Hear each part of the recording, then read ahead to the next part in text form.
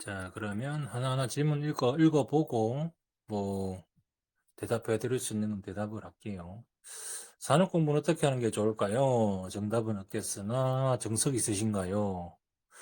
근데 요새는 산업 공부 너무 하기 쉽지 않나요? 유튜브 뒤지면 다 나오고, 어, 블로그나 구글 검색해도 다 잘 나오고, 그게 힘들면 하다못해 요새는 유료 강의들도 정말 잘 되어 있는데, 정석 같은 건 없고요. 뭐 이거는 많이 읽고 많이 생각하는 거 말고는 없어요. 그리고 제일 중요한 건 이제 본인이 관심을 가져야죠.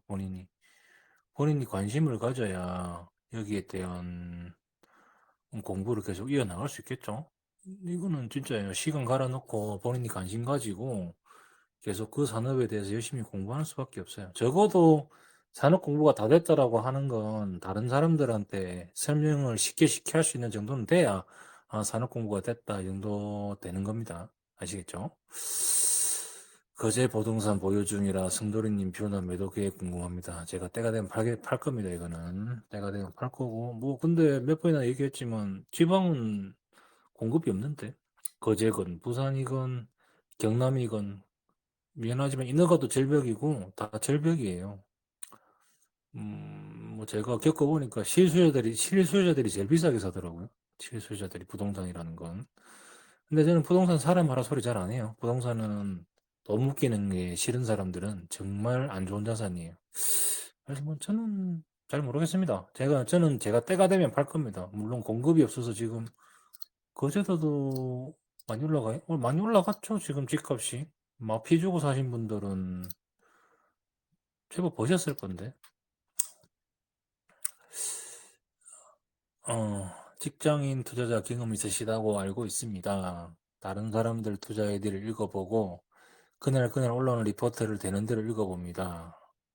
운동도 가고 잠도 줄여가면서 공부를 계속 해보려고 하는데 시간은 부족한 것 같더라고요. 직장인 투자자가 하루에 5시간 낼 수 있다고 하면 어떤 루틴을 공부하는 걸 추천하는지 방향성이 궁금합니다. 직장인 투자자가 하루 5시간 낼 수 있으면 시간 진짜 많은 거예요. 시간 진짜 많은 거예요. 근데, 중요한 거는 다른 사람들의 준 아이디어 이런 게 중요한 게 아니라, 뭐 다른 사람들의 아이디어를 모방해 돈을 버는 것도 중요한데요. 본인이 돈을 벌어 보고, 내가 이 방법이 맞구나, 이런 걸 좀 깨우치고 본인을 믿어야 돼요. 일단 그게 첫 번째고요. 두 번째는, 모르겠습니다. 여기에 쓰신 분이 어떤 성과를 내셨는지는 잘 모르겠는데, 그냥 투자를 하면서 제일 빨리 찾아야 되는 게 본인 스타일이에요. 본인 스타일. 그러니까 이게 투자법들이 진짜 많기는 한데 나랑 맞는 게 있고 안 맞는 게 있거든요. 그거부터 빨리 찾아야 돼요. 네, 만약에 내가 안 맞는 걸 다른 사람들한테 맞는데 내가 안 맞는 걸 계속 하잖아요. 그 사람은 돈을 버는데 본인은 돈을 못 벌 거예요. 제가 봤을 때는. 5시간 정도면 시간 진짜 많이 나오는 거고요. 그냥 저 같은 경우는 산업 공부 빡세게 하라고 얘기하죠. 산업 공부. 아까도 설명했지만 제일 가장 기본이고 그 산업 안에서 이 회사들이 어떤 걸 가지고 어떤 포지션을 갖고 있는지 이런 게 제일 중요하죠. 산업 공부가 제일 중요하죠. 그죠? 그걸 공부하는 게 제일 중요합니다.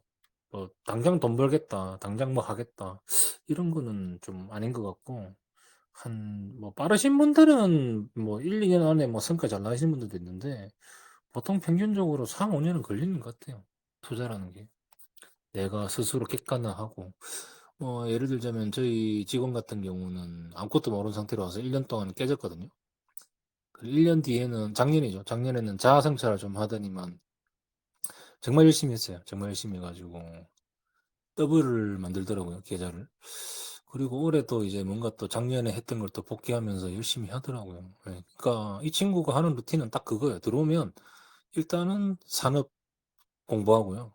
회사 컨콜 다 듣고 그다음에 돌아다니는 자료 다 읽고 하루 종일 그것만 하거든요. 근데 이제 루틴이라는 건 제가 늘 얘기하지만 산업 공부가 제일 중요하다. 산업 공부부터 하세요. 산업 공부부터. 그러니까 뭐 제가 아는 형님들은 본인이 다른 사람들한테 설명할 수 있을 정도로 산업에 대한 스터디를 열심히 하시던데 산업 공부를 열심히 하는 걸 추천드립니다. 물론 본인이 잘 아는 속해 있는 산업들에 대해서 스터디하는 게 제일 편하겠죠? 종목간 줄 세우기 너가 궁금합니다. 섹터가 다르고 상이한 종목일 경우 저는 줄 세우기가 가장 어렵더라고. 이거는 다 어려워요. 다 어려워요. 근데 만약에 내가 제일 자신 있는 종목인데 뭐 하방이 막혀 있고 상방이 많이 열렸다 그러면 비중 조절을 그쪽으로 많이 주죠. 비중을 그쪽으로 많이 주죠. 뭐 예를 들자면 2022년? 2021년, 2년? 인플레이션 온다고 했는데 아무도 안 왔다고 그래. 안 오고 별로 사람들 별로 가능성 없다고 그랬잖아. 그럼 저는 그쪽에다가 여기는 사람들이 관심이 없으니까 여기는 비중 왕창 씌워도 내가 크게 다치진 않겠구나 싶어. 그런 것들은 비중 좀 올리고요. 반대로 지금 예를 들어서 지금 제가 반도체 뭐 들어가라는 얘기는 아니고 만약에 지금 내가 반도체를 사고 싶다. 근데 솔직히 많이 올랐잖아요. 잘하는 사람 지금 언제 팔까 고민 중인데 그런 걸 굳이 사야 되겠다라고 하면 비중을 작게 가져가겠죠. 음. 그거는 이제 가격 따라 내 확신 따라 달라지는 거라서 어려워요. 그거는 정답이 없습니다. 후배에게 조언해준다고 생각하시고 초반에 주식을 다시 하신다면 어떤 텔커트리를 타면 좋을까요?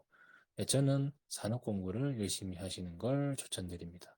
같은 정보가 있다고 하더라도 보는 관점에 따라서 보는 게 완전 달라지기 때문에 산업 공부. 그 다음에 좀 나아가면 인문학 공부랑 역사 공부 그런 게 더 도움이 되죠. 솔직히 뭐 다른 사람들은 잘 모르겠는데 저는 뭐 회계학 책 이런 거보다는 사람 행동 심리학이나 역사책이나 그런 게 더 도움이 되더라고요. 사람은 역사로부터 배우는 게 없다고 그랬잖아요. 그죠? 그래서 역사책 이런 것들이 도움이 많이 되더라고요, 저는. 종목수는 보통 몇 개 정도 가져가시나요? 테슬라가 밈 주식이라고 판단해서 좋아하지 않는 걸 알고 있습니다만, 테슬라만큼 과학기술의 발전, 전 테슬라 몰라요. 관심 없어요. 비쌉니다. 예, 관심 없습니다. 전기차, 로봇, ESS 등등등. 예, 근데 본업에서 차를 못 팔고 있잖아요. 그죠? 예, 그런 회사는 쳐다도 안 봅니다. 저는 관심 없습니다. 쭉 오르든 말든 관심이 없어요. 숫자 안 지키는 건 1도 관심이 없습니다. 종목수는 보통 뭐 10개 내외죠. 10개 내외. 네, 10개 내외죠. 많이 들고 가면 한 15개? 근데 섹터로 따지면 몇 개 안 돼요. 섹터로 따지면 3, 4개. 섹터로 따지면 3, 4개 정도밖에 안 돼요.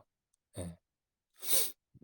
그저 스트레스를 받을 때 과거 또는 지금 어떻게 이겨내는지 궁금합니다. 잡니다. 예, 저는 그냥 스트레스 받으면 그냥 잡니다. 저는 자고 올라면 다 풀려요.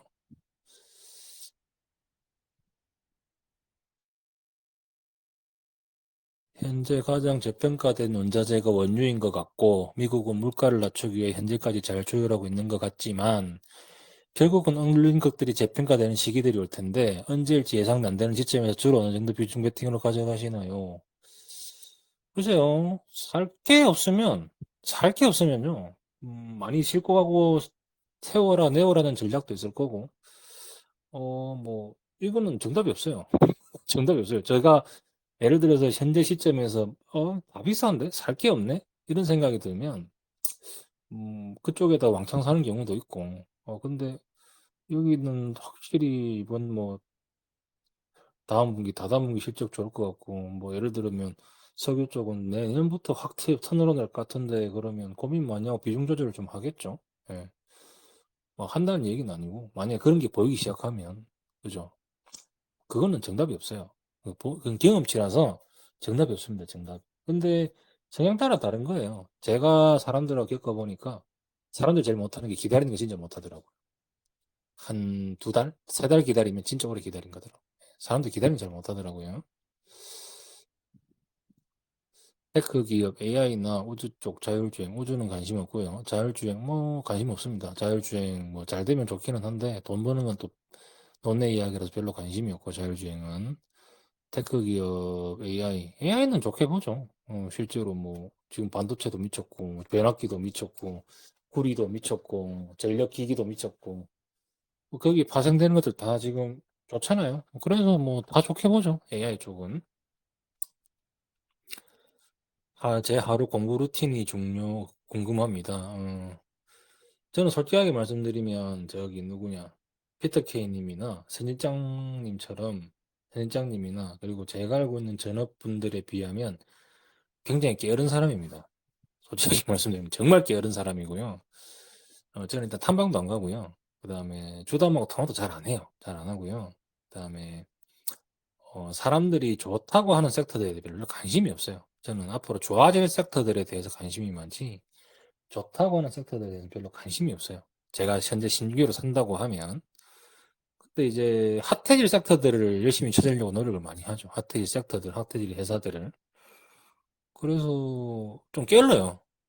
좀 게으르고, 그 다음에 열심히 하니까 성과가 더 안 좋아지더라고요, 저 같은 경우에는. 저는 보통 저기 뭐지? 이게 뭐 제가 좀 자신 있는 사이클들이 왔으니까 뭐 에너지나 조선이나 방산이나 이런 것들이 왔으니까 이번 기회에 돈을 많이 이렇게 벌고 다음 사이클 사는, 이제 사이클량이 다 돌고 도는 거니까요. 다음 사이클 때 뭘 사지 이거 고민만 하고 있어요. 그래서 그렇게 바쁘지도 않고요. 뭐 루틴이란 게 정해진 게 없습니다. 제가 좀 즉흥적인 인간이고 계획 같은 게 없는 사람이라서 그냥 뭐 제가 하고 싶은 대로 하는 사람이라서 그런 게 많이 없기 때문에 투자 롤 모델로 삼고 싶다라는 말은 되게 과찬이긴 한데요. 저를 삼으시면 안 돼요. 망합니다. 진짜로. 저는 그렇게 부지런한 사람이 아닙니다. 원자재 가격이 오르면 P로 증가되는 효과와 C가 커지는 효과 중 무엇이 큰지는 어떻게 판단하시는지가 궁금합니다. 저는 가격 증가가 되는 회사들을 굉장히 좋아합니다. 아시겠죠? 가격 증가가 되는 회사들을 굉장히 좋아하고, C가 빠지는 회사들은 길어봐야 한 1, 2분기, 많이 가면 3분기 정도 실적 빠지고 그다음부터 실적이 더 개선이 안 되거든요. 그래서 일시적인 거라서 가격 오르는 것보다 좀 난이도가 있어요. 그래서 그런 회사들은 옛날에는 좀 디플레이션 시절이었죠. 2010년도에 물가 안정됐을 때 그런 것들은 좀 먹어줬는데, 아무래도 지금 2020년대는 시대가 시대인 만큼 인플레이션 시대잖아요. 그죠? 그래서 그 시절, 이런 시절에 맞춰서 생각을 해보면 지금은 가격 증가를 하는 회사들이 훨씬 유리하죠. 예. 뉴스를 통해 아이디어를 많이 얻으신다고 봤는데 보시는 신문사 궁금합니다. 신문사요? 다 봅니다. 다 봅니다. 베네수엘라가 3시간 컷으로 사실상 미국령이 되었는데요.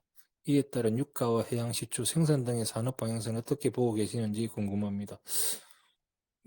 복합적이죠. 일단은 지금은 공급이 늘으려면 유가가 올라가야 되죠. 그죠? 유가가 올라가야 뭐 공급을 늘리죠. 그러니까 여러분들이 뭐 복잡하게 생각하는데 사람들 다 똑같아요. 자본주의의 대명제 중에 하나가 가격이 낮거나 가치가 없다고 생각하는 데는 공급이 안 늘어나요. 여러분 지금 이거 들으시는 분들도 똑같이 10억이에요. 지방 아파트 10억, 서울 아파트 10억이에요. 뭐 살래요? 그러면 다들 서울 아파트 산다 그러죠. 그죠? 왜냐하면 상대적으로 지방 아파트 가치가 떨어진다고 생각할 거니까. 그러면 건설사들은 그쪽에다 공급을 늘릴까요? 그건 뭐냐, 지방에다가. 서울은 땅이 없어서 못 늘리는 거고, 지방 건설사는 돈이 안 되니까 안 늘리는 거예요. 서기도 똑같죠. 가격이 낮아지는데 누가 공급을 늘립니까? 바보 아닌 이상. 그러니까 뭐 베네수엘라가 3시간 컷을 미국령이 되든 말든 그건 별 의미가 없어요. 왜냐하면 생산성이 안 나오니까. 채산성이 안 나와요. 지금 현재로서는. 그럼 설비비 다 들어가야 되고, 캐펙스 엄청나게 때려 박아야 되는데, 그것도 뭐 한 해도 걸릴 것도 아니고, 5년, 10년 뒤 이야기인데, 의미가 없죠. 의미가 없죠. 애시당초 지금 오일 메이저들은 우리가 이 유가에 왜 공급을 늘려야 되냐라고 반문하는 입장인데, 그 말이 맞죠. 내가 유가가 40불, 50불인데 여기서 공급 더 늘리면 뭐 유가 30불까지 내려갈 건데 우리가 왜 공급을 늘리냐. 투자 안 하고 있거든요. 그래서 아무 의미 없어요. 그거는. 아무 의미 없습니다. 네. 베네수엘라가 3시간 컷으로 미국령이 되었다는 거, 그런 거는 그냥 뭐 심리적으로 모르는 사람들이 와, 이제 공급이 마구마구 늘어나서 석유가 내려가겠지라고 생각할지 모르겠지만 아무 의미가 없어요. 네, 아무 의미가 없습니다. 가장 돌아가고 싶은 시절이 언제냐고요? 이런 질문은 글쎄요. 음, 모르겠는데요, 이거는. 너무 사적인 질문이라서. 전업 결심한 계기가 무엇이고 금액은 어느 정도 돼야 된다고 생각하십니까? 근데요, 전업을 하실 거면, 저는 전업은 아니에요. 저는 사업체들이 좀 몇 개 있어가지고, 전업은 아니고요. 전업을 결심한 계기라고 하시는데, 그런 거 없어요. 전업은요, 자기가 하고 싶다고 해서 되는 게 아니라요. 이게 그런 시기가 와요. 아, 내가 월급 받는 거랑 금융소득으로 불어들인 돈이랑 너무 괴리가 크고, 내가 이 시간을 회사에 앉아 있어야 되는 생각이 들 때가 전업할 시기기는 해요. 근데 시당초 다른 사람한테 나 전업해도 되나요? 물어보는 사람들은 전업하면 안 돼요. 왜냐하면 자기 자신이 확신이 없기 때문에. 그런 분들은 전업하시면 안 됩니다.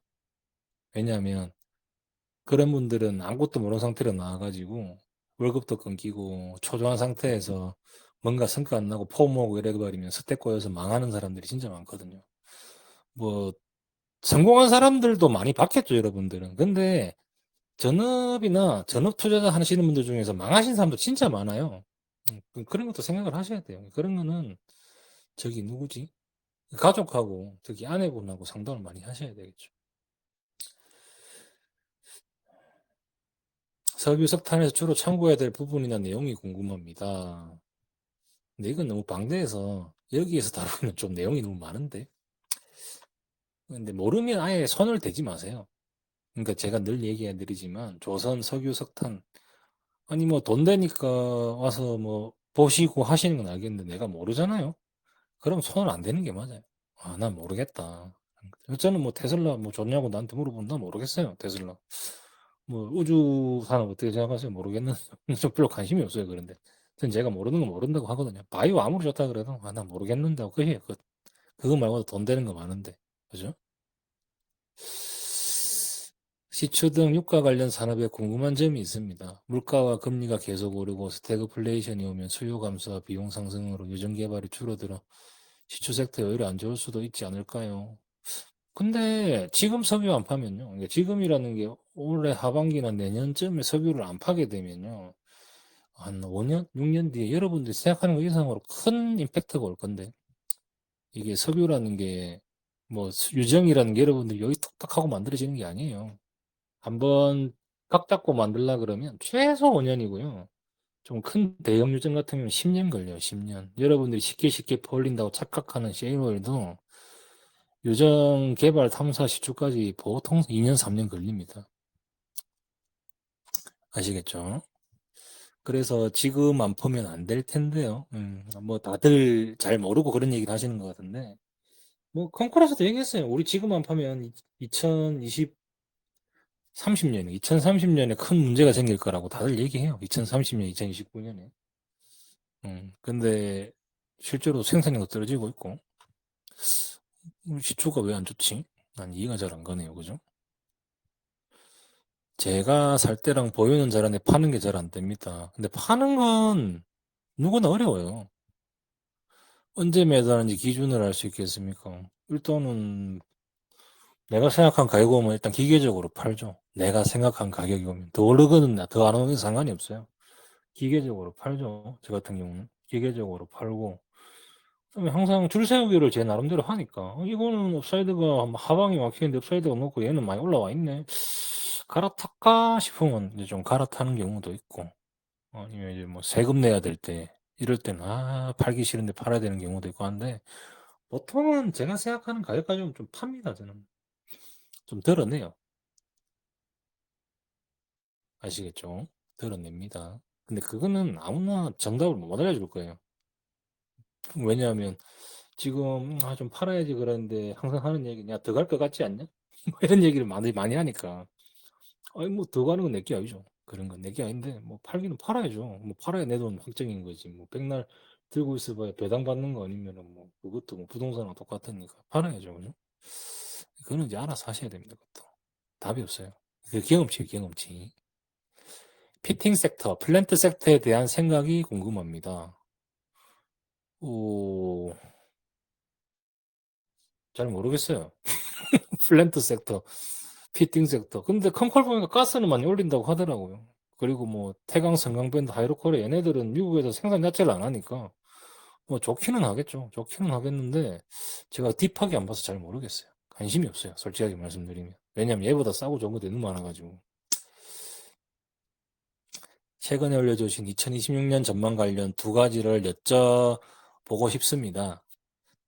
인플레이션 발생률 추지법칙 AI 차트를 공유해 주셨는데 가정하는 시나리오 실패하는 조건을 모니터링하는 조건을 설명해 주시는 거예요. 인플레이션이 안 오는 조건으로. 그러면 지금보다 석유 공급이 더 내려서 공급이 펑펑펑 늘어나고요. 네, 뭐 공급이 펑펑펑 내려가서 물가가 한 CPI 한 2% 정도 잡히고요. 금리가 마구마구 내려가도, 어, 물가가 안 튀는 조건만 만들어지면 돼요.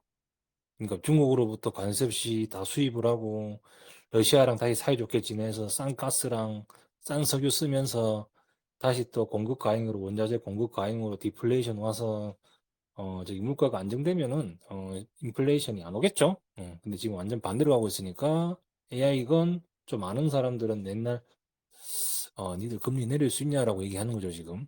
그죠?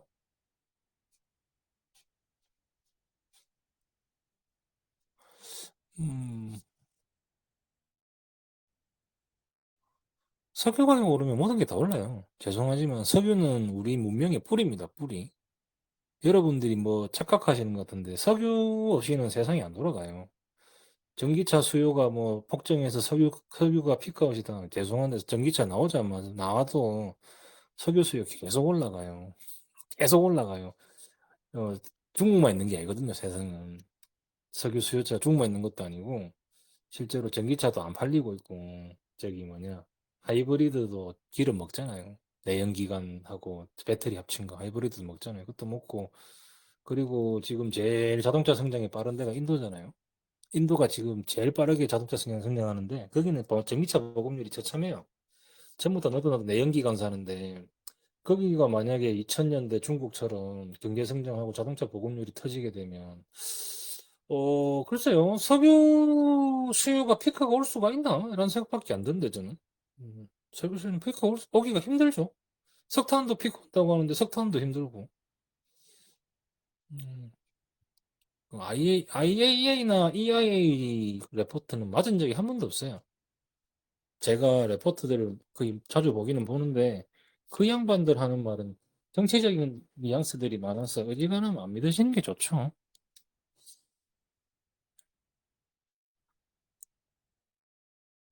미국 베네수엘라 침공이 근데 베네수엘라 얘기 진짜 많은데 말씀드렸잖아요. 여러분들이 장사하는 입장이면 석유 지금 퍼내면 손해예요. 근데 그래도 석유 공급 늘릴 거예요. 난 좀 이해가 안 가는 게 6개월 전만 작년 반년 전 작년 상반기만 해도 반도체 가격 낮다고 증산하면 안 된다고 난리 뿌리던 사람들이 투자자들인데 왜 석유도 똑같이 가격 낮은데 공급을 늘리라고 하지? 난 근데 이해가 안 가는 게 아니 반도체건 석유건 간에 돈 벌려고 장사하는 건데 가격이 낮은데 공급을 왜 늘려요 도대체? 가격이 낮은데 공급을 왜 늘립니까? 그죠? 근데 공급이 안 늘면 결국은 수요가 어느 순간 갑자기 임계점 넘어가면 또 수요가 튈 거고 수요가 튀면 가격이 튀기 시작할 건데 그럼 금리를 내릴 수가 있나라는 생각을 좀 해보셔야 될 것 같은데 왜냐하면 석유가 금리는 따라다니거든요.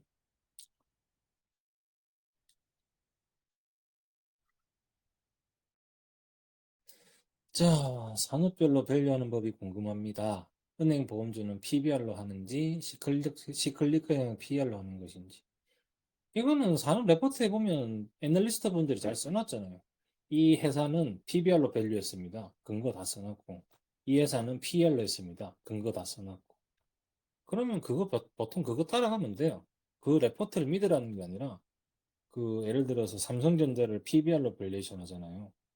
그죠? 그럼 이 회사가 왜 PBR로 하는지에 대해서 설명해 주는 사람 아무도 없거든요. 근데 레포트들 보면 다 공통적으로 PBR로 해요. 그죠? 그러면 그냥 이 회사는 모두가 PBR로 가격을 매기는구나라고 생각하고 그렇게 따라가면 돼요. 따라가면. 얘는 PBR로인데 나는 PR로 해야 돼? 이렇게 하게 되면 또 크게 다칠 수가 있으니까. 왜냐하면 예를 들어서 내가 소를 팔러 우시장 갔는데 다른 친구들은 몸무게로 그거 가격을 매기는데 이 친구만 치아 상태로 가격을 매기면 그 몸무게로 가격 매기는 사람들은 치아만 보고 매기는 사람들한테 쟤 바보 아니야? 그러겠죠. 그죠? 약간 그 시장의 가격 매기는 기준이라는 것들이 어느 정도 다 형성이 돼 있어요. 잘 모르겠으면 레포트를 보세요, 레포트. 저보다 애널리스트 분들이 훨씬 정확합니다. 제가 몇 년 전까지 듣고 만족하면서 그만했던 이유가 제가 승리할 수 없을 것 같다는 생각을 했었습니다. 그럼 텔레를 끊고 그런 성장을 했냐? 솔직히 망하지는 않았는데 성장한 것 같지도 않습니다. 근데 실력을 올릴 수 있는 실력 안 이루면 실력 좋은 건데 제가 봤을 때는 안 이루면 실력 좋은 거예요. 반도체 업사이클인데요. 다운사이클 어떤 뉴스나 이벤트로 포착하시는지 궁금합니다. 일단은 그 수요라는 게 있거든요. 그 수요라는 게 버틸 수 있는 레벨이 있어요. 예를 들자면 지금 반도체 가격이 제가 컴퓨터를 좋아하다 보니까 컴퓨터를 좀 자주 바꾸는 편이에요. 저 같은 경우는. 근데 이제 제가 올 4월 달에, 작년 4월 달에 램 32GB를 넣었다가 15만 원 주고 샀거든요. 그래서 최근에 이제 같은 모델을 찾아보면 90만 원까지 올라갔더라고요. 솔직히 못 사요. 이 가격대면. 냉정하게 말씀드리면 제가 아무리 컴퓨터를 좋아하고 아무리 컴퓨터가 필수품이라고 해도 램 가격이 90이고 CPU 가격이랑 그래픽카드 다 합해서 500만 원, 600만 원 하잖아요. 컴퓨터 한 대 값이. 저 같은 경우는 그냥 안 사요. 그러니까 수요가 파괴된다는 이야기죠. 저 같은 경우는 절대 안 사요. 아, 굳이 이걸 바꿔야 돼? 아, 안 쓰고, 안 바꾸고 그냥 가지고 있는 거는 족쓰리 이렇게 해야지 안 바뀌어요. 아마 실제로도 이제 그런 게 보이기 시작하면 저 같은 경우는 아, 인계점이 왔네. 굳이 이걸 이 가격으로 더 올라갈 수 있을까에 대해서 의문을 가지기 시작하면 저는 조금씩 정리를 합니다. 뭐 AI라서 좋지 않느냐, 뭐 그렇게 얘기할 수도 있는데, 뭐 그럴 수도 있겠죠. 근데 저처럼 컴퓨터를 좋아하고 컴퓨터에 진심인 사람들도 아, 이 가격은 좀 오반데 싶으면 사가는 저기 누구냐, 빅테커들도 되게 비싸다는 얘기거든요. 근데 그 사람들도 지금 낸 가격에서 3배, 4배 올려서 받을 수 있을까라고 생각하면 좀 아닌 것 같다 싶다는 생각이 들면 저는 정리하죠. 정리하죠, 저 같은 경우는. 뭐 약간 그런 거예요. 이게 뭐 가격이 꺾이고 난 다음에 판다기보다는 내가 이 가격이면 사갈까? 이런 것들을 좀 머릿속에 많이 넣어두는 편이죠, 저 같은 경우는. 주식 공부를 진지하게 하고 싶은데 스테이트 너무 막막합니다. 이거는 답변을 해드렸기 때문에 패스할게요. 조선계절 쪽으로 궁금한 부분이 있습니다. 1차 밴드에 비해서 2차 밴드부터는 전체적인 매출액과 영업이 정체되고 있는 게 보입니다. 1차 밴드에 비해 약할 수밖에 없다고 생각합니다. 좋게 생각한 점은 경쟁사가 당연히 아닌 걸 알고 있어서 공급단에서 유리한 지점 지나고 있다고 생각합니다. 이 부분에 대해서 관점이 궁금합니다. 근데 2차 밴드들 중에서도 지금 OPM이 두 자리 넘어가고 막 부품사인데 영업이익률 20%, 30% 된 회사들이 되게 많은데 이게 안 좋은 건가요? 안 좋은 건가요? 나는 이해가 잘 안 가네, 이게. 뭐, 예를 들자면, 종목 수출은 아니고, 이게 뭐, 데카우스 만드는 회사인데,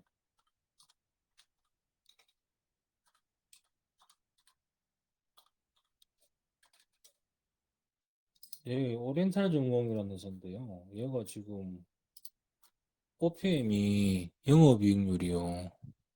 뭐, 12% 이래요, 지금. 이 회사가. 12% 이래요. 뭐, 컨센서스는 뭐, 17%까지 올라간다라고 되어 있기는 한데, 아니, 이 회사가 나쁜 게 아닌데? ROE가 26%고 이런데, 26% 이런데 지금 작년 기준으로 또 이런 회사가 안 좋, 뭐 약하다 뭐 이런 얘기를 들으면 좀 이해가 잘 안 가요. 저 같은 경우는 회사는 뭐 2년 3년치 물량 쌓여 있고 한데 주가가 문제인 거지. 조선소도 좋죠. 좋은데 비차 밴드 중에서도 좋은 회사들 되게 많거든요. 그거는 이제 여러분들이 좀 찾아보셔야 될 것 같은데.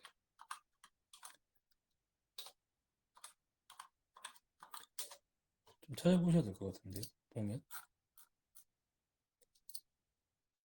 계속 이제 여러분들이 기대하는 건 뭐 삼성전자처럼 계속 가격이 올라가고 점유율이 올라가고 이런 걸 원하시는 것 같은데 이제 그건 솔직히 힘들고 한국 뭐냐 회사 특성상 그런 건 좀 힘들고 부품 주니까 그런 것들은 힘들고요. 근데 이제 결국은 이 회사 괜찮다 싶고 너무 싸다 싶으면 투자할 만한 가치는 있죠. 투자할 만한 가치는 있죠. 그죠?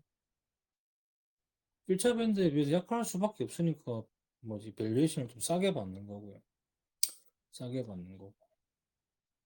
가격이 문제죠. 회사가 문제되는 건 없는데. 경쟁이 거의 없잖아요, 지금. 경쟁이 거의 없어서. 앞으로도 이익이 올라가는 회사들은 제법 있어요. 2차 밴드들 중에서도. 근데 개인적으로는 기자재 만약에 제가 만약에 한 3년 정도 기자재 사라고 하면 엔진사 위주로 많이 사고 그 밑에 뭐 엔진 부품이나 보냉 제일 거 샀겠죠. GTT나 이런 거 많이 샀겠죠. 실제로도 그렇게 샀고 실제로 그렇게 많이 샀고 실제로도 많이 올라간 회사들은 뭐 인하전공 이런 것들이 10배 넘게 올라갔으니까 STX 엔진 이런 것들도 많이 올라가고 했으니까 그래서 좀 좋죠. 근데 지금 사는 건 잘 모르겠어요. 지금 가격에 사는 건 솔직히 잘 모르겠어요. 저 같은 경우는. 일본 조선사들에 대한 현재 뷰가 궁금합니다. 한국과 마찬가지로 사이클을 끝까지 가지고 가다 올해를 기점으로 판단하실 분들이 일부 이익 꺾인 엔사의 경우 매도 조언 부탁드립니다. 근데 이거는 정답이 없어요. 정답이 없어요, 이거는. 이거는 본인이, 이 정도면 됐어라고 파는 거랑, 아니야, 내가 공부를 해보니까 좀 더 이익이 개선될 것 같아 서 들고 가는 거랑은, 그거는 답이 없어요. 답이 없어요. 왜냐면 일본도 2029년까지 터크가 차있거든요. 29년까지 차있거든요. 한국도 터크가 더 빵빵하게 차있기 때문에, 여러분 내려서 판단을 하셔야 되겠죠. 그건 회사마다 달라요. 저기, 츠네이시 조선이나, 나무라나, 약간 포트폴리오가 다르기 때문에. 근데 이게 어느 정도의 미를 땡겨야지 여러분들 고민을 많이 하셔야 됩니다. 그러니까 이게 늘 얘기하지만 지금 시점에서 뭔가 조언을 산다든지 지금 시점에서 뭔가 반도체를 산다든지 이런 것들은 좀 잘못했다고 봐요. 개인적으로는. 저는 이제 언제 팔지를 고민하는 사람이라서. 근데 이제 100%를 그러니까 예를 똑같은 회사를 샀는데 100%를 벌지 200%를 벌지 10배가를 할지는 순전히 본인이 트래킹하고 찾아보고 본인을 스스로 설득해가면서 가는 과정이라 생각을 하거든요. 비중 싣는 것도 마찬가지고. 그러니까 그게 좀 뭐 이런 대답을 해라고 할 수는 있겠지만 본인이 스스로 고민을 해보고 난 다음에 그걸 갖다가 이제 살지 팔지를 고민을 해야 레벨업이 되는 거지. 다른 사람들한테 여기에 대해서 이익 얻겠으니까 파실 거예요라고 물어보는 거는 결국 내 투자 의사를 갖다 다른 사람한테 물어보면 똑같잖아요. 뭐 그래서는 솔직히 늘지 않는다고 보거든요. 저는. 그게 제 개인적으로 생각은. 실적은 좋을 거예요. 올해. 왜냐하면 나무라 같은 경우는 올해 작년에 이제 핸디 사이즈 벌크 두 척 인도했죠. 이게 돈이 안 되는 제일 작은 사이즈. 근데 올해는 벌크 중에 제일 비싸고 제일 돈 되는 케이프 사이즈가 두 대 들어오기 때문에 올해는 내년 실적이 좋을 거예요. 실제로 컨커런스 그렇게 이야기를 했고. 근데 이제 밸류에이션 얼마나 줄지는 이제 고민을 되게 많이 해보셔야 돼요. 그걸. 그러니까 저 같은 경우는 거의 한 2년, 3년 됐잖아요. 저는 이제 뭐 언제 팔아도 이긴 구간은 이렇게 얘기하는 거고 지금 사시는 분들은 이제 뭔가 좀 내가 큰 리스크를 짊어지고 들어오는 거죠. 주식만큼 주식은 비싸게 사는 만큼 리스크가 없으니까 그런 걸 잘 생각을 하셔야 됩니다. IRA 계좌를 만들어서 세금받을 혜택입니다. 1년간 국내 주식을 보증하게 해야 되니 보험주나 보험주 ETF가 생각나더라고요. 저는 관심이 없습니다. 한국 보험주는 별로 관심이 없어서 잘 모르겠네요. 이제 알아서 하시면 되겠죠. 평소 독과점인 산업을 좋아하시는 걸로 보이는데 대금 관련해서 HD 현대건설기에는 미국 개터빌리나 일본 업체들 그리고 가성비의 중국체들도 있는데 좋게 보실까요? 근데 우크라이나는 러시아랑 싸워서 개박살 났는데 러시아는 중국하고 사이가 좋은데 우크라이나 애들이 중국산 물량을 싸줄까요? 나안 싸줄 것 같은데 중국산 저기 뭐지? 저걸 안 써줄 것 같은데 중국산 걸 우리가 이제 그런 거 영업하려고 우크라이나한테 몰래 뭐 의료 같은 거 지원해주고 포탄 지원해줬잖아요. 오히려 전 중국 자체가 굉장히 맞겠죠. 그런 것들은. 약간 국제역학적인 관계인데, 러시아랑 중국이랑 사이가 좋네. 우리가 왜 중국산 걸 써줘야 돼? 이렇게 되는 경우가 있거든요. 좀 감정적으로. 지당초 저는 재건 수혜에 대해서는 중국 업체들이 오히려 안 들어갈 생각을 해요. 그래서 좀 좋게 보는 경향도 있고요. 가격은 지금 모르겠고, 주가는. 그리고 저는 가점적인 산업을 되게 좋아합니다. 이게 예를 들어서 한 산업에 예상되는 매출이 한 산업에 투자되는 금액이 대략 한 1조 원이라고 치면 업체가 많으면 N빵이 되잖아요. N빵. N빵이 되잖아요. 그 N빵이 많으면 많을수록 내가 투자한 회사한테 떨어지는 게 적어요. 근데 뭐 예를 들자면 반도체로 치자면 파운드는 두 개밖에 없잖아요. TSMC랑 삼성전자. 근데 실제로는 삼성전자는 저기 엔비디아 GPU나 이런 것들을 갖다가 못 가져가는 상황이고. 그러면 이런 회사들이 되게 좋아지잖아요. 떨어지는 금액 싹 다 받아먹을 수 있으니까. 엔비디아 투자하겠다. 근데 삼성이 안 되네. 그럼 엔비디아 몰빵, TSMC 몰빵 되고 이런 회사들을 굉장히 좋아하는 편이죠. 저 같은 경우는. 저는 경쟁 심한 회사를 별로 안 좋아해요. 대표적인 게 2차전지 같은 회사들은 진짜 안 좋아해요. 누구나 다 증설하고 누구나 다 들어올 수 있는 그런 회사들은 정말 안 좋아합니다. 결국 나중에 공급 가격으로 끝나거든요. 그런 것들은. 조선산업 같은 경우는 현직에서도 일하셨던 걸로 알고 있는데 다른 산업 같은 경우는 해외 기업 공부할 때는 해외 입체 콩콜이나 IR 자료들을 번역해서 보시면 종합적으로 공부해. 그렇습니다. 해외 언론사 구독은 블룸버그랑 로이터 하고 있습니다. 법인 주식 투자의 간략한 장단점과 어떤 경우에 추천할 투자 궁금합니다. 일단은 내가 해외 개인으로 하게 되면 해외 주식은 불리한 점이 있어요. 세금 때문에. 나는 세금이 정말 싫어요 하시는 분들은 법인으로 해외 투자하시는 거 좀 추천드리는 편입니다. 법인세만 내면 되니까 깔끔하죠. 22%, 20, 22.2%인가 그럴 건데. 예, 그 깔끔하죠. 그죠? 그 다음에 법인 해외 주식 갖고 있으면 배당이 많이 나오거든요. 그럼 저 같은 경우는 이중과세 개인을 받고 있으면 금융소득세랑 저기 뭐냐 배당 소득세도 내야 돼서 이중과세거든요. 근데 이제 법인세는 하나로 퉁칠 수 있으니까 법인 해외 주식 다 많이 하실 거면 법인이 훨씬 유리하죠. 플랜트 섹터는 관심이 없습니다. 플랜트 섹터는 별로 관심이 없습니다. 뭐 좋은 회사들이긴 한데 별로 그렇게 관심이 없어서 잘 모르겠어요. 국내 건설주, 주택 비중이 높은 회사들은 어떻게 보시나요? 최소 3년간 전국적으로 공급 절벽에다가 조선업급으로 건설 경기가 박살나서 중소자사들이 부도나고 있는 걸로 알고 있습니다. 언젠가 착공 사이클이면 살아남은 중대 건설사들이 집중 수혜받을 것 같은데 진입 타이밍이 고민됩니다.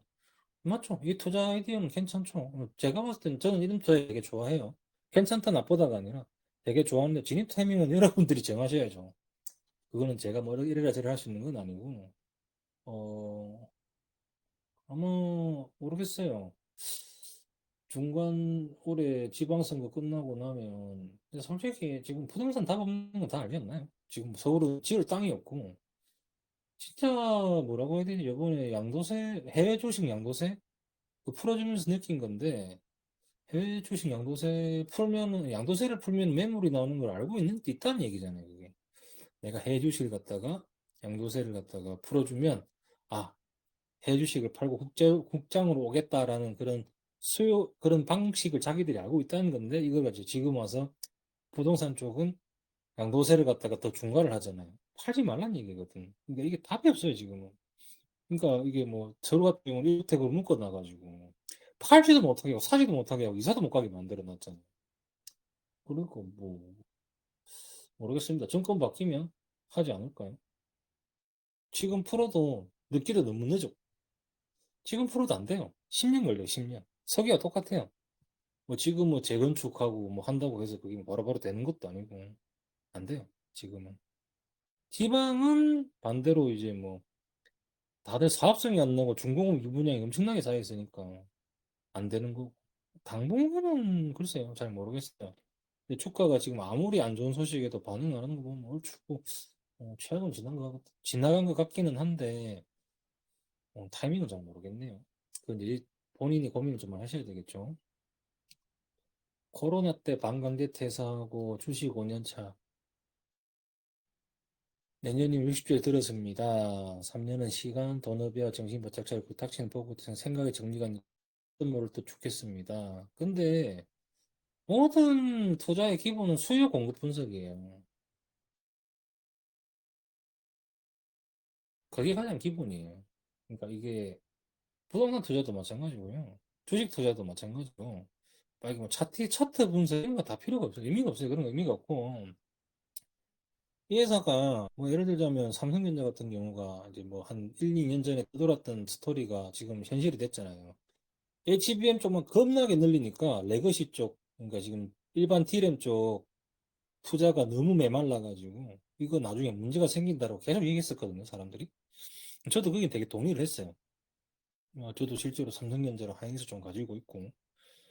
근데 결국 이제 시간이 지나니까 기다렸던 분들은 돈을 많이 벌었잖아요. 그분들이 단순하게 뭐 이게 뭐 회사 내부 사정이 또 이렇게 다 중요한 게 아니라 그분들은 중점적으로 가장 핵심인 수요, 미래 수요랑 공급에 대해서 공부를 되게 많이 하셨던 분들이에요. 물론 산업구조도 빠삭하게 알고 계셨지만은 투자를 하면서 뭐 알듯 말듯 모르겠다 이게 중요한 게 아니고요.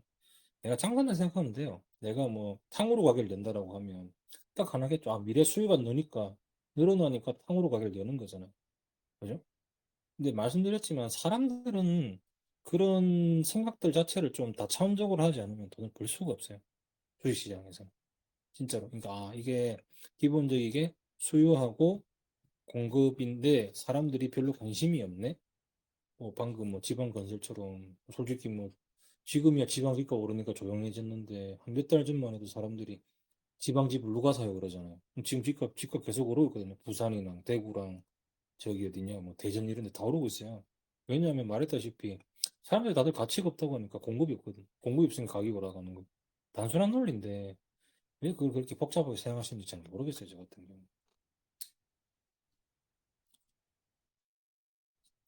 메모리 반도체 과잉 발주로 가수요가 붙어서 가격이 폭등하는 상황인데 그거는 이게 가수요가 꺾이게 되는 순간이 어느 순간 올 텐데 이러한 하락식은 어떻게 할 수 있을까요? 몰라요. 아무도 알 수가 없어요. 근데 가격이 오르면 오를수록 구매자는 부담을 느끼고요. 구매자가 부담을 느끼게 되면 누군가는 망해요. 투자하다가 망하는 사람들이 있거든요. 망해요. 망하게 되면 수요가 빠지고 수요가 빠지면 가격이 빠지겠죠. 그죠? 그러면 이제 고민을 많이 해봐야 되겠죠. 어느 국면이지 이런 것들. 아까도 말씀드렸지만 저는 올해 컴퓨터 바꾸는 걸 포기했어요. 제가 돈이 없어서가 아니라 너무 부담스럽고 이 가격 주고는 도저히 못 살 것 같아서. 아니 무슨 램 가격이 CPU랑 그래픽 카드 가격이니까 야 내가 미쳤지. 암만 내가 돈이 쓰고도 이 가격 주고는 못 사겠는데 발동되니까 이제 뭐 그런 거죠. 계속 말씀드리는데 무한정 올라가는 건 없어요. 가격이. 임계점이 있어요. 어느 정도. 뭐 서울 아파트도 2022년에 되게 안 좋았잖아요. 올라가다가 금리 오르기 시작하고 비용 올라가고 못 버티니까 박살 났잖아요, 한번. 똑같아요. 그래서 이제 뭐 사이클이라고 하는 건데 다들 임계점이 있어요, 임계점이. 근데 그걸 미리 알 수가 있냐? 알 수가 없죠. 내부자들은 알 수 있겠죠. 야, 오더 컷 됐더라. 도저히 못 사, 이 가격에 못 사주겠다. 오더 컷 됐더라. 이런 얘기들이 뭐 돌긴 하겠죠, 내부적으로. 근데 일반인들이 알 수 있는 방법은 없죠. 근데 이제 주가는 먼저 움직여요. 주가는. 제가 이렇게 생각하는 시나리오들이라든지 이런 것들을 시장은 어느 정도 알고 있을 거기 때문에 계속 지켜보다가 아, 이거 이 가격 이상은 솔직히 좀 오반데 이 가격 이상은 좀 오반데라는 생각이 들게 되면 그때부터 좀 안 좋은 이야기들이 나올 거예요. 정확하게 말하면 피크아웃 이야기가 조금 나오기 시작할 겁니다. 물론 피크아웃이지 않을지는 잘 모르겠지만 저도 모르죠. 거기에 대해서는.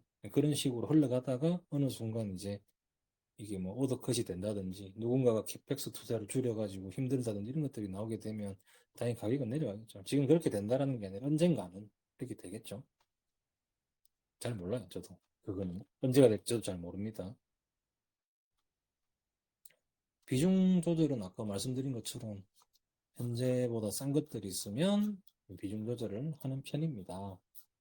최근에 어떤 종목들을 많이 줄이고 어떤 종목들을 많이 샀어요. 예를 들자면 어떤 회사가 뭐 한 300%, 400% 났잖아요.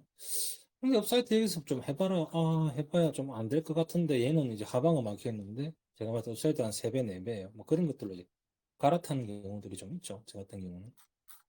그거는 이제 여러분들이 공부한 양이랑 종목 포트폴리오 안에서 나와야 되는 거예요.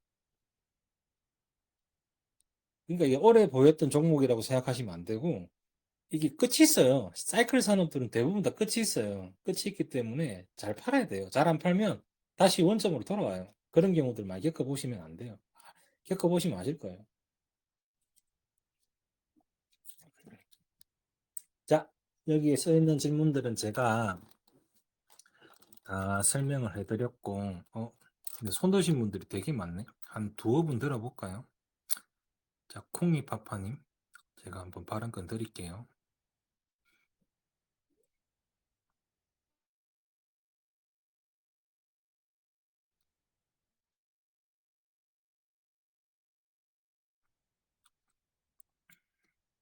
음,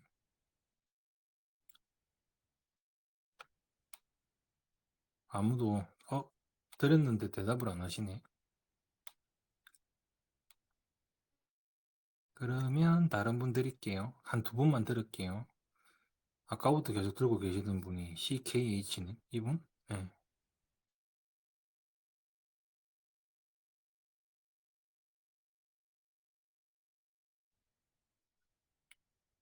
손만 들고 별로 말씀해드리도 안 하시네. 자, 그럼 카르페디엠님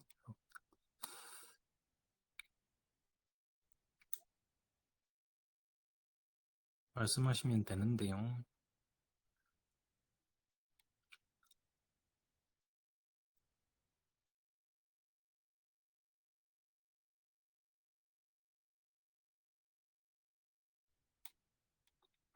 원래 다들 마이크가 안 되시나? 왜 말을 안 하시지?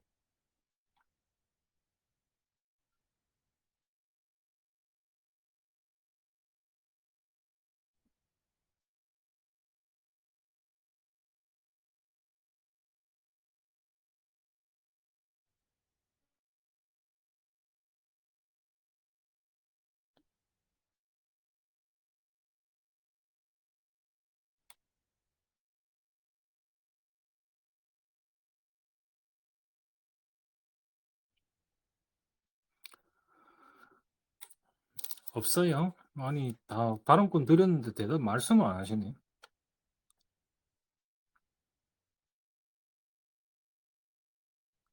그러면 다시 김현님.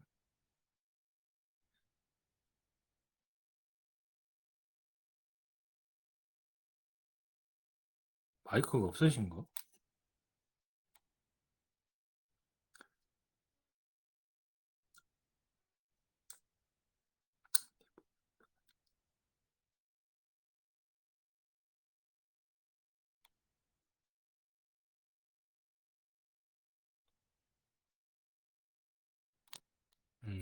아무도 없나?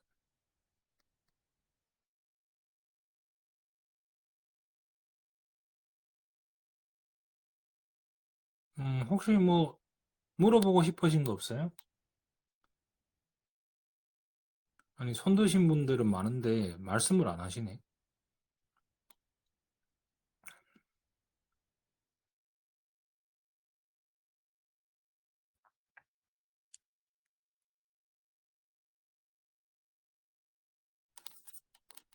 손 드신 분들은 많은데 말씀을 안 하시네. 잠깐만요. 그러면 김우자님 제가 말씀해 드릴게요.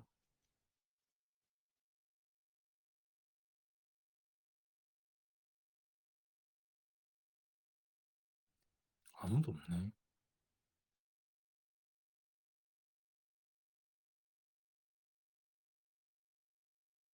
어? 이분도 뭐 마이크가 안 되는 건가? 그럼 영폴님?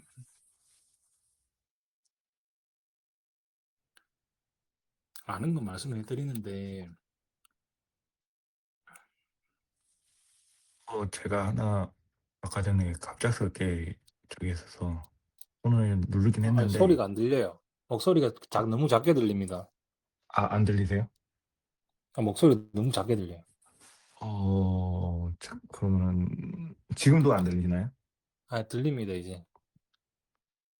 아까 전에는 갑작스럽게 질문해서, 예, 주식 관련된 건 아니고, 네. 승돌이님께서 부동산 쪽도 좀 많이 아시는 것 같아서 블로그 같은 걸 보면, 저 부동산 저는 지금, 모르는데, 예. 잘 모르시나요? 네, 잘 아, 몰라요. 일단 말씀해 보십시오. 일단 저는 지금 아까 전에 그 수도권에 좀 부동산을 좀 보유하고 있는데 아까 승도님 말씀처럼 부동산은 지금 내놓으니까 거래가 아파트가 아니라 창고라서 확실히 돈이 묶여버려 있더라고요. 네. 그래서 지금 그 내놓은 지가 오래되긴 했는데 제가 제일 고민인 건 저 개인적으로도 확실히 공부가 부족하다고 생각을 해요, 주식 쪽으로. 예. 네. 그래서 자산운용사 쪽으로 맡길까 이렇게 생각을 많이 갖고 있는데, 네. 예, 그런 자산운용사를 선택하는 기준? 아니면 일단 첫 번째로 자산운용사 쪽에다가 맡기는 게 맞을지, 아니면 또 그렇다면 선택하는 기준이 따로 있을지. 본인이 못하면 자산운용사 맡기는 게 맞죠. 그거는 뭐, 두말할 나이가 없는 거고. 근데 이제 뭐, 고르는 기준은 다 다르지 않을까요? 그러니까 뭐, 이게 검증된 데도 있고요. 근데 뭐, 좀 검증된 데는 좀 허들이 높기도 하고, 요새는 아직도 하는지 모르겠는데, 이제 뭐, 랩이라 해서 1인명 투자 자문 하는 사람도 되게 많거든요. 돌아다니다 보면. 그런 것들도 한번 찾아서 해보시는 게 나쁘지도 않죠. 근데 이제 뭐, 걱정되는 거는 검증 안 된 사람한테 돈 맡기면 어떡하지? 이 생각 드는 거 아닙니까, 지금? 맞는 것 같습니다. 그리고 또 하나 그렇죠. 궁금한 게, 네, 제가 나름 이제 기업 분석을 하고 했는데 더 매수를 하더라도 네, 확실히 그 견디는 힘이라는 게 정말 어려운 것 같고, 작년에도 좀 어, 기업 선택은 정말 잘 했는데 저 네, 스스로가 확신이 안 드니까 네. 몇 개 기업들을, 그 더블 이상 나는 기업들을 다 몇 번을 놓쳐서, 그런 확신은 그냥 시간으로서 확신이 되게 되는지, 아니면 이 아까 전에 그 팔로우 계속 해야 된다는 그런 게, 저는 뉴스를 보고 이런 걸로는 제가 이 산업에 대해서 더 잘 몰라서 그런지 리포트나 이런 걸로는 확신이 들질 않더라고요. 근데 승돌이님이 올라오는 거 아, 보면은 아주 무슨 수출 이런 부분은 아니지만은 탱커 이런 가격이랑 이런 걸 계속 확인하시는 건데, 그런 거를 어떻게 찾아야 될지도 모르겠고. 그러니까 이게 자료 찾는 거는 사실 요즘 잘 돼 있어서 뭐 AI를 쓰시든 이렇게 하면 되고요. 근데 그 확신이라는 게요. 사실 돈을 벌어본 경험이 없어서 그래요. 그러니까 무슨 말이냐면 내가 내 스스로 발굴해가지고 이 아이디어가 맞아서 돈을 벌어보잖아요. 한 두 번, 세 번. 그러면 약간 저 같은 경우는 그랬어요. 제가 내 스스로 해가지고 이 아이디어가 먹히네. 이 투자 아이디어가 먹히네. 근데 이게 왜 주식 주가에 반영을 했지? 그러니까 기본적으로 나보다 똑똑한 사람들이 많이 있는 거 아니까 시장에. 그렇게 해서 이제 저 같은 경우는 이렇게 놓쳤잖아요. 그걸로 아쉬워하는 게 아니라 내가 왜 놓쳤지? 내가 뭐 실수했나? 내가 왜 너무 감정적이었나? 이런 식으로 복귀를 좀 하거든요. 제가 뭐 올해도 연말에 거래 내역 쭉 펼쳐가지고 보니까 좀 바보짓을 좀 했더라고요, 저도. 지나고 나서 보이는 건데 바보짓을 좀 했더라고요. 뭐 예를 들자면 그런 거예요. 제가 2022년에 돈을 제일 많이 벌었던 섹터 중에 하나가, 그러니까 금리 오를 때 제일 돈을 많이 벌었던 섹터 중에 하나가 보험이었거든요, 보험. 그러니까 이제 제가 그때 경험을 했던 게 07년도, 08년도에 그때 보험회사들이 되게 좋았어요. 금리가 마구마구 오를 때. 금융회사들이랑. 지금하고 되게 비슷하죠, 그때랑. 저는 이제 그때 간접적으로 사진 않았는데, 간접적으로 그때 이제 그 기억이 나가지고, 당시에, 맞다, 금리 오르면 보험회사들 좋아졌지라고 해가지고 봐봤어요.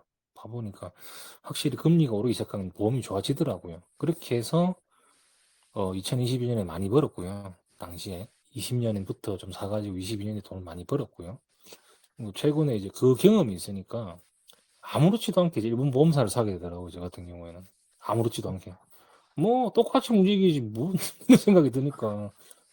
또 벌어본 경험이 있으니까 또 비중도 많이 싣게 되고 많이 사게 되더라고요. 그래서 이번에 또 많이 벌기도 했고.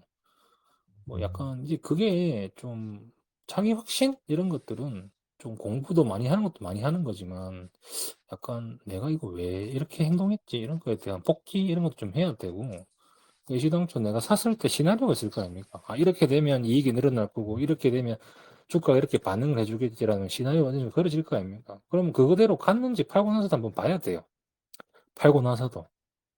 음, 그리고 뭐 이제 주가가 오르면 이유들이 막 나오잖아요. 그런 것도 이게 내 생각이 맞았구나. 이런 것들이 좀 쌓이면 자기 자신에 대한 확신이 좀 레벨업이 되더라고요. 저 같은 경우는.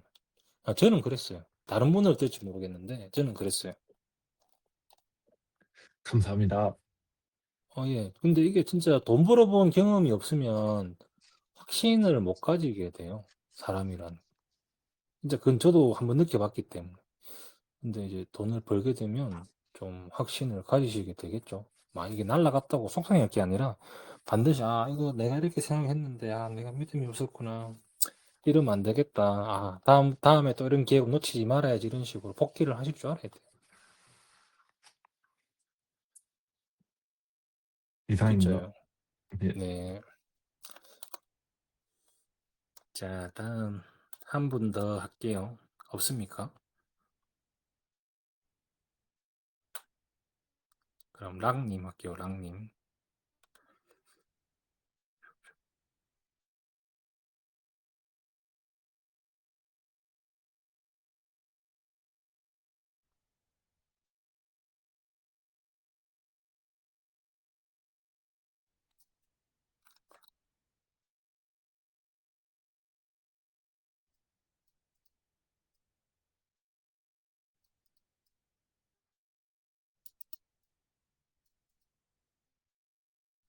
없네.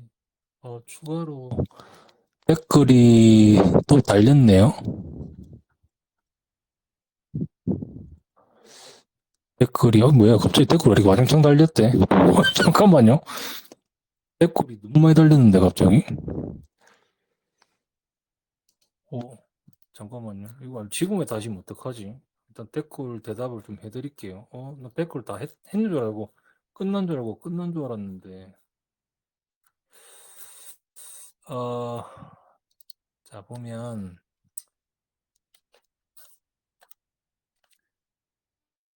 미스 ENS 홀딩 20년 컨셉은 보수적이던데, 항만 쪽 뷰가 궁금합니다. 아리까리 하시면 파시면 됩니다. 제가 늘 말씀드리지만, 애시당초 뭐 이런 질문이 튀어나오잖아요. 그럼 내가 잘 모른다는 얘기예요. 근데 돈을 벌었잖아요. 파시면 돼요. 저는 그래 생각합니다. 예를 들어서 제가 기동량으로 들은 종목들이 있어요. 작년에 그 뭐였지? 하마리서치였나? 듣다 보니까 이 스토리가 옛날에 이거 그거 같은데 FNF 같은데 싶어가지고 좀 샀었는데 제가 잘 모르잖아요. 비우미요. 별로 관심도 많이 없었고 듣다 보니까 재수 좋아서 따블이 났어요.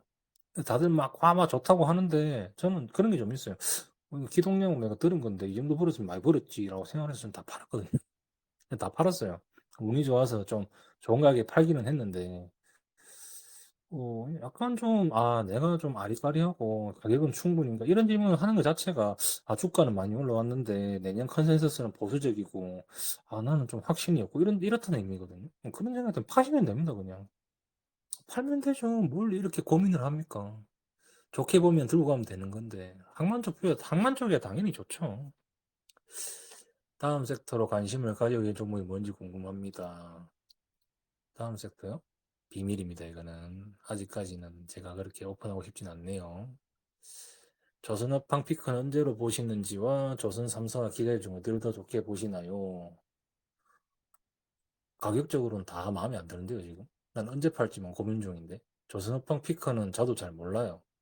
모르지만, 만약에 미국 물량이 제대로 튀어나오면 사이클이 더 늘어지는 거죠. 폭발적으로 올라가는 게 아니라 잔잔바리로 계속 올라가는 거죠. 올라가는 거죠. 조선 3사가 기자재 중. 근데 죄송하지만 지금 다 비싸요. 기자재건 조선 3사건 다 비싸기 때문에 잘 모르겠습니다. 인생 게임 3개, 5년간 재미있게 하신 게임 3개 부탁드립니다. 인생 게임 3개는 대항해 시대죠. 첫 번째는 대항해 시대고, 두 번째는 캐피탈리즘이죠. 캐피탈리즘. 그다음에 세 번째는 이제 심즈.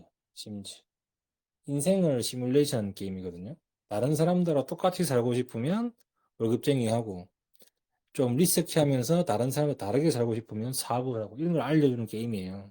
그런 게임이 심즈, 저기 뭐지? 대항해 시대. 이건 이제 이걸로 제가 조선소 취업했으니까 대항해 시대. 한 개는 저기 뭐였지? 캐피탈리즘. 이걸로 장사 배웠거든요. 저는 인생 게임 그 세 가지예요, 세 가지.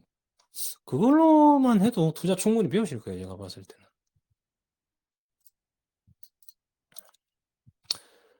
농사나 소 키우시는 것 같은데 가족 중에 관련 직업이 없어서 맨 땅에 시작하려면 기간에 노출을 하면 될까요? 예, 하지 마십시오. 안 하시는 게 좋습니다. 농촌에 오시는 건 절대 추천하지 않습니다. 돈 잃고 정신병 걸리고 힘듭니다. 어지간하면 하지 마시고 그냥 도시에서 일하시는 거 추천드립니다. 아시겠죠?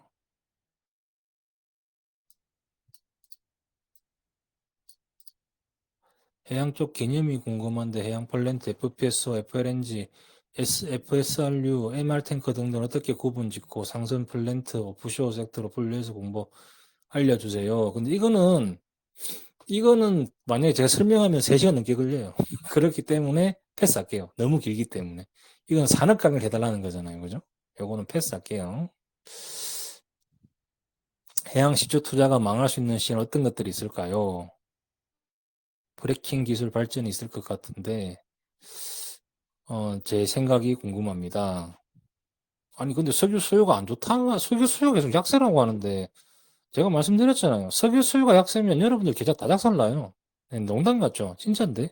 석유가요, 수요가 꺾이는 건 딱 2가지밖에 없었어요. 코로나 때랑 08년도 리먼 브라더스 했을 때랑. 그런 초대형 악재 아닌 이상 석유 수요 꺾일 일이 없어요. 걱정하지 마세요. 석유 수요가 안 좋다 하는 것들은 정말 석유 시장 모르는 애들이 하는 이야기고, 그 맨날 설리는 IA나 EI도 맨날 석유 수요 안 좋다, 피크다라고 하는데 계속 신고점 경신하고 있잖아요, 석유 수요가. 그죠? 뭔가 이제 좀 뭐라고 해야 되지? 뭔가 좀 세뇌된 것 같아. 석유 수요는 꺾일 거다라고 뭔가 세뇌된 것 같아. 뭐 자기들 그 신념인지 모르겠지만 석유 수요는 절대 꺾일 리 없습니다. 석유 수요 꺾이는 건 여러분들 계좌에 직격탄이기 때문에 안 좋아요. 아시겠죠? 왜? 08년도랑 2020년도 석유 수요 꺾였을 때 여러분들 계좌 어떻게 됐죠? 반토막 혹은 3분의 1토막 났죠. 그죠? 진짜 안 좋은 거예요. 석유 수요 꺾인다라는 건. 왜냐하면 가장 기본인 석유조차 쓸 돈 없다는 거니까. 진짜 안 좋은 거예요.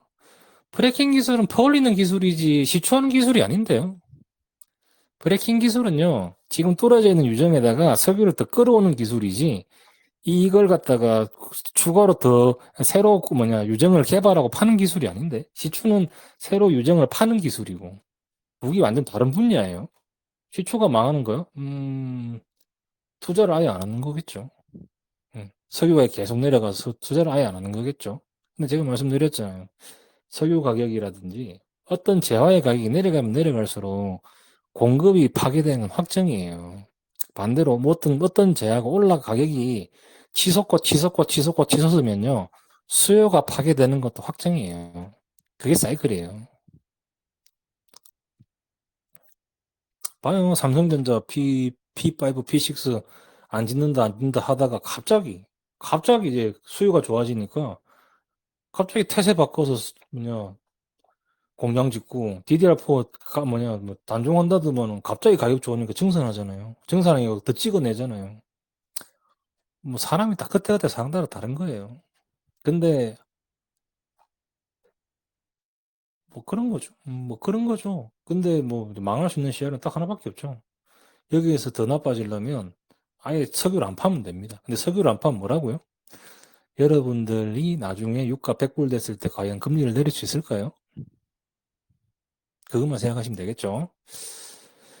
자, 유가 관련 공부를 하다 보니까 유가 100불 이상은 스태그플레이션 쏠 수 있다고 생각하는데 어떻게 생각하시면 이미 맞잖아요. 지금 스태그예요.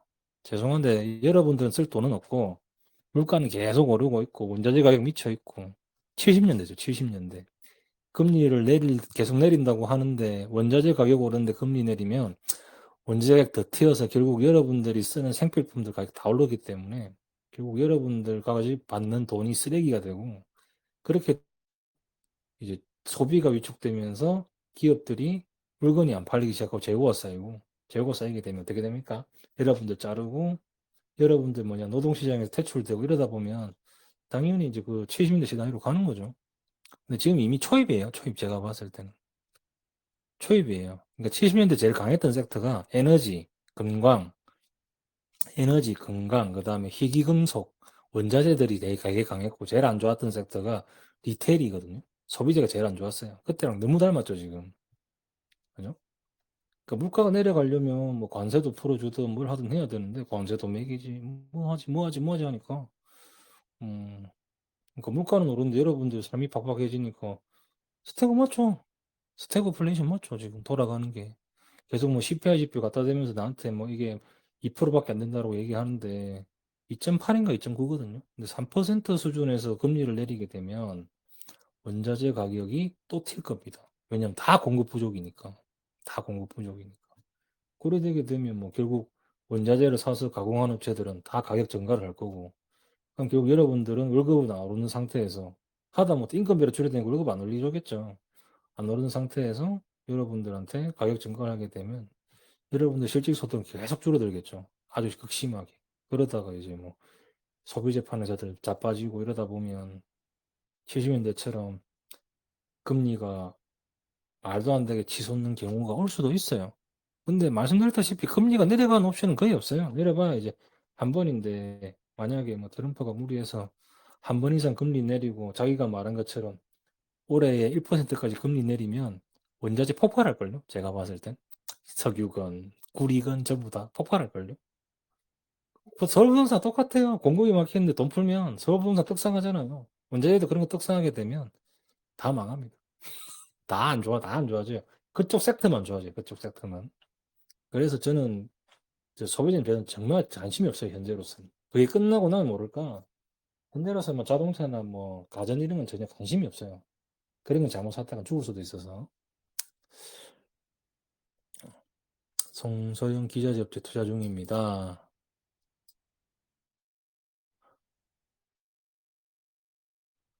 조선업황도 좋고 그에 따라 수요장 빵빵한 기업이라서 불타게 하고 있었습니다. 근데 지난 분기 실적은 나쁘진 않지만 뭐랄까 호황으로 인해 실적 폭발하는 모습 멈춰보지 못하고 있더군요. 그래서 과거 조선업 상승 사이클 경험이 없어서 조선 기자의 작은 업체들까지 온기가 퍼지는 것인지 고민이 있는데 이에 대한 고견을 부탁드립니다.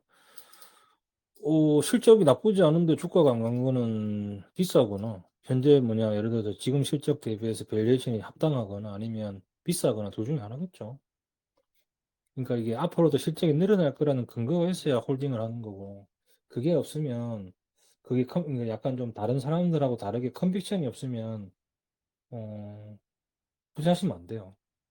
그러니까 예를 들자면 다른 사람들은 아이 뭐 조선 기사들 뭐 피크야 안 좋아 이렇게 얘기할 수도 있지만 본인이 아닌데 내가 아무리 조사해 보니까 이거 내년 다음 분기 내년 분기 내년 올해 내년 너무 실적 좋아지는데 이런 컨빅션이 있어야 지원할 수 있는 거예요. 애시당초 이런 질문을 하시는 것 자체가 잘 모른다는 얘기잖아요.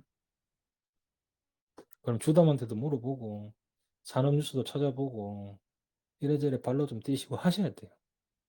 근데 제 경험상 옛날에 07년도, 08년도에는 진짜 다 올랐어요.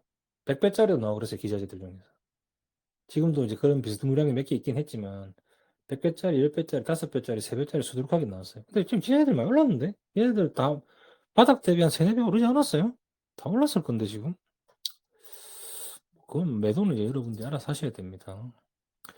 우리나라 기지국 통신 장비 섹터는 관심이 없습니다. 패스할게요. 관심이 없습니다. 네, 제가 별로 관심이 없어요. 우리나라 통신 장비 섹터는 그렇게 관심이 없습니다. 2030들이 해외에서 일하는 것에 대해 전망을 어떻게 보시는지 궁금합니다. 어, 해외 파견요? 아예 나가서 하는 거는, 글쎄요. 그건 사람 바이 사람이라서 잘 모르겠어요. 솔직하게 말씀드리면. 굉장히 외로움을 많이 타는 성격이면 절대 비추천하고, 난 어디서든 잘 살 자신 있어라고 생각하시는 분들은 나가서 사시는 것도 나쁘진 않죠.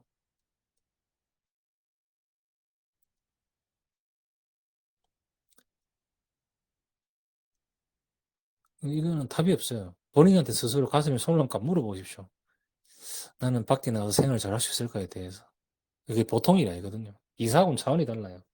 저도 이민 준비 좀 해보고 이런저런 벽들하고 좀 부딪혀 봤는데, 진짜 이게 진짜 쉬운 게 아니에요. 이게 우리나라에서 사는 거랑 다른 나라 나가서 사는 거는 아무리 이제 돈이 있고를, 없고를 떠나서 진짜 쉬운 일이 아니에요. 진짜로. 진짜 쉬운 일이 아니기 때문에 잘 생각해 보십시오. 그건.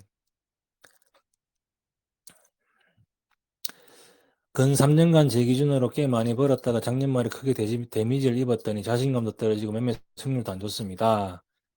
도스하면서 조금씩 많아지고 있는데 최고점 때 계좌가 아른거리고 후회가 됩니다. 혹시 비슷한 경험 있으면 조언해 주실 수 있어요?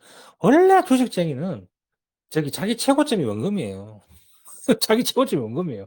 저도 작년 최고점 대비해서 한 15, 10% 정도 까졌는데, 오늘 좀 올랐으니까 7, 8% 되겠다. 까졌는데, 저는 뭐, 어리그리려니 합니다. 저는. 어리그리려니 합니다. 아니, 뭐, 다음에 또 벌면 되지. 약간 이런 마인드라서. 근데 이제 중요한 건 레버리지를 많이 쓰게 되면 회복이 안 돼요. 그래서 저 레버리지 쓰지 말라는 거예요. 이게 레버리지를 많이 쓰게 되면, 진짜 재수 쓰면 완전 아웃돼서 재기 자체가 안 되거든요. 그런 사람들이 되게 많이 봤어요, 저는. 심지어 좀 안 좋은 일을 당하신 분도 되게 많이 봤어요, 스스로. 좀 몇 분 봤어요. 2020년 코로나 때 레버리지 꽉 껴가지고 그때 얼마 굴렸지? 그분이 한 20억, 30억 굴리셨던 분이었는데, 어느 순간 연락이 안 되는데, 그게 그렇게 됐다고 연락을 받았어요. 근데 뭐, 본인이 레버리지 안 쓰고 차근차근 올라왔다면, 저는 뭐, 그걸 언젠가 다시 원금 회복할 거라 생각하는데, 저거밖에 생각할 필요 없다 생각해요, 그거는. 그런 식으로 치면 저도 뭐 2020년에 마이너스 70%까지 맞았는데, 그 해. 힘들었죠. 당시에 진짜 힘들었는데, 어쩌겠어요. 이미 벌어진 걸. 다시 아득바득 올라가야죠. 그죠? 미국이 베네수엘라 초정진료를 이제 확보하게 되면 나프타를 섞어서 쓴다고 하는데, 그럼 PC선 수요, 초정진료를 미국에 가져야 되는 벌스에서 늘어나 탱크 발주 여체에 영향을 미칠 수 있을까요? 그쵸. 이거는 조선소한테는 좋은 소식이죠. 만약에 이제 뭐 언제가 될지 모르겠지만 베네수엘라가 정상적으로 돌아와가지고 수출을 한다라고 하면 그게 한 10년 될 것 같지만 제 생각에는 그게 뭐 갑자기 실어 나려면 또 배가 필요하니까 당연히 조선소한테는 좋은 소식이긴 하죠. 예. 화학 철강 어떻게 보세요? 가격적으로는 좋은 것 같아서요. 철강은 너무 공급 과잉이라서 별로고요. 화학은 글쎄요. 화학은 최악은 벗어난 것 같은데 업사이드는 잘 모르겠어요. 화학은. 저는 화학보다는 정유를 더 좋게 봅니다. 거긴 아예 공급이 없어요. 전기차 나온다 그래가지고 가솔린이랑 디젤 같은 거 만드는 정제소 있죠. 공급이 없어요. 완전 절벽이에요, 진짜. 그러니까 지금 유가가 50불인데 여러분들 지금 기름값이 1,700원, 1,800원 하잖아요. 환율 영향 탓도 있는데 지금 가솔린하고 디젤 구하기가 힘들어요, 시장에서. 왜냐하면 수요는 계속 늘어난다고 했잖아요. 그러니까 인도 같은 데서 자동차를 계속 사거든요. 계속 사는데 얘네들은 전기차를 안 사요. 전력 인프라가 워낙 안 좋아요. 전기차를 안 사고 가솔린 차를 사는데 얘네들 수요는 계속 1년에 6%씩 늘어나는데 보통 거기에 맞춰서 증설을 하거든요. 정유사들이. 안 해요. 야, 앞으로 전기차가 대세라는데 우리가 증설을 왜 해? 이 한마디 때문에 안 해요. 지금 SOL도 샤인 프로젝트 정제 설비가 아니잖아요. 전부 다 화학 설비잖아요. 그래서 정유를 더 좋게 보고 화학 철강은 그렇게 써. 글쎄, 약간 이런 생각. 나중에 공급 셔티지로 석유 가격이 오르고 석유 수출적이 좋아지면 드릴식 관련해서 우리나라 조선 주식도 더 수익을 얻을 수 있다고 보시나요? 우리나라 조선사들이 드릴식으로 매출 비중이 높은지 궁금합니다. 드릴식은 돈이 됩니다. 한창 잘 나갈 때 드릴십 한 척이 거의 한 2조 5천억 3조 정도 했거든요. 제 기억에는. 좀 오래돼서 가물가물한다. 근데 그 OPM이 한 15%에서 20% 나왔어요. 한 척당 그 6천억 뽑아냈죠. 6천억. 짓는 것도 빨리 지어요. 그거는 LNG랑 거의 공기가 비슷한데 한 3년이면 지어요. 그래서 드릴십은 돈이 됩니다. 드릴십은 돈이 돼요. 계약하는 방식에 따르겠지만 일반적인 이제 FPSO나 생산 설비하고 다르게 시추 장비들은 돈이 됩니다. 계약을 잘한다는 조건 하에서. 진짜요.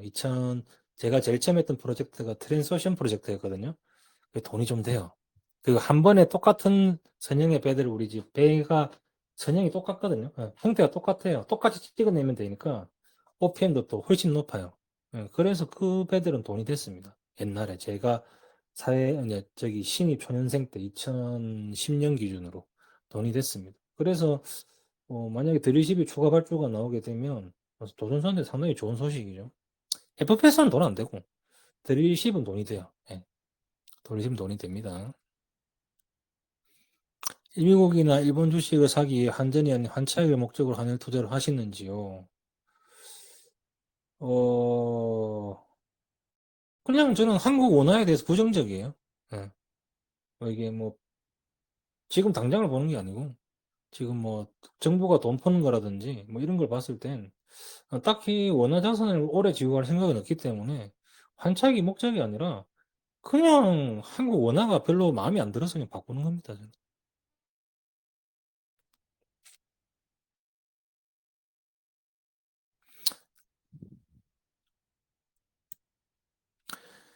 23년부터 조선 섹터의 90% 이상 비중을 유지하며 투자하고 있습니다. 그러다 보니 조선이 쉴 땐 반도체 사이클 타이밍 그냥 바라만 보고 있는데요. 반도체 사이클도 탈 수 있도록 기민하게 움직여야 할까요? 이것도 사람 바이 사람입니다. 이러시는 기민하게 갈아타시는 분들이 있고 그냥 난 내 포지션에서 존버하겠다 하시는 분들도 있고 다 달라요. 없어요.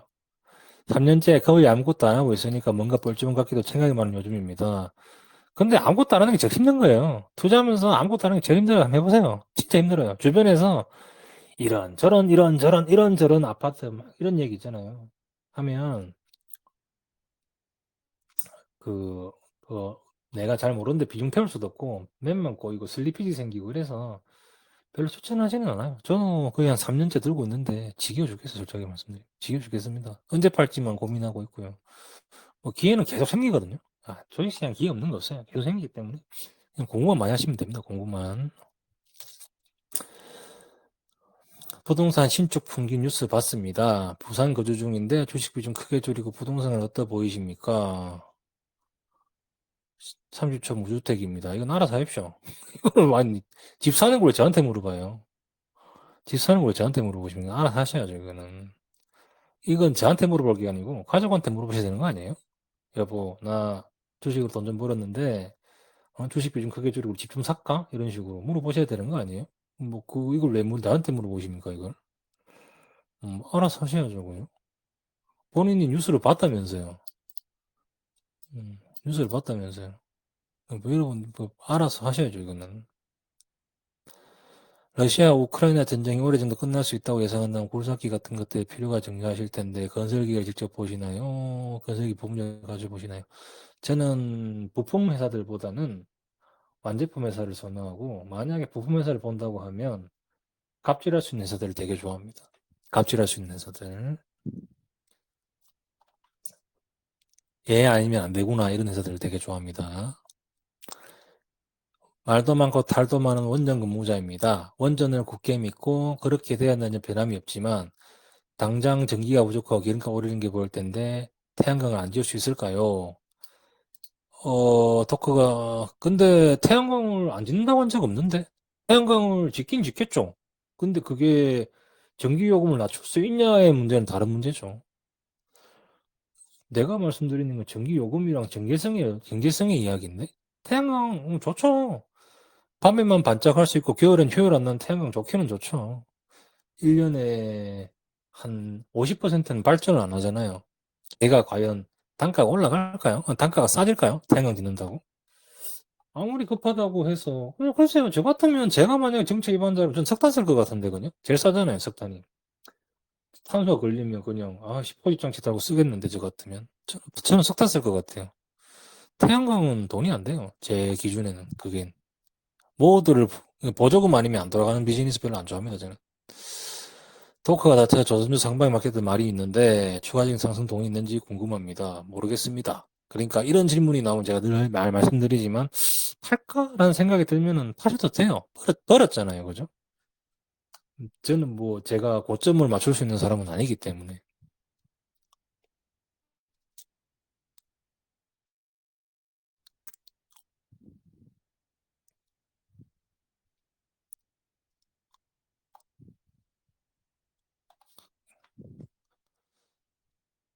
레버리지 10%도 고민이 됩니다.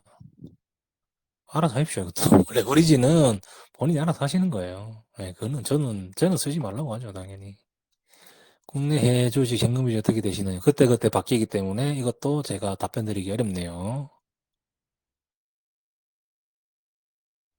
단독주택이 재평가 받는 날이요? 모르겠어요. 관심이 없습니다. AI가 인간의 많은 일자리를 대체하는데 주식 투자 분야는 어떻게 될 거라고 생각하는지 궁금합니다. AI를 주식 투자에 어떻게 활용하고 계신지 궁금합니다.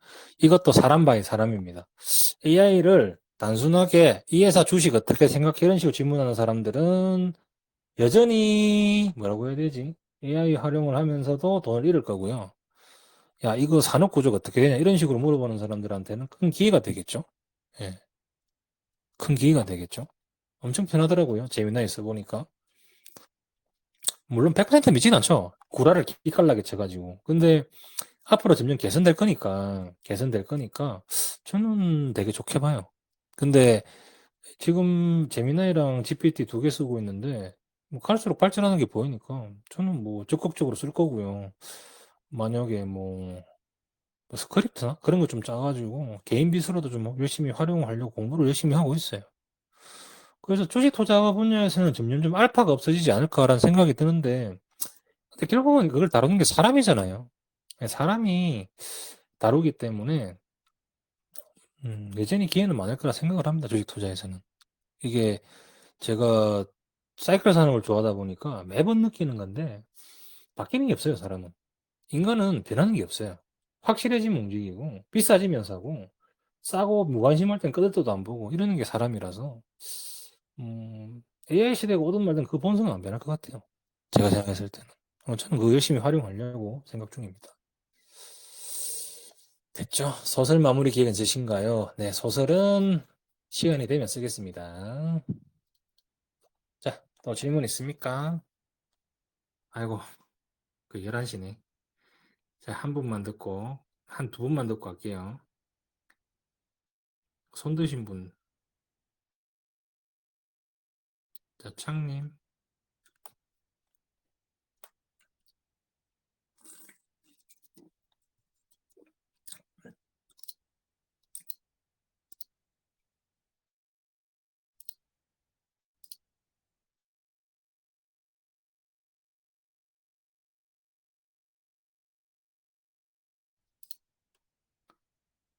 아,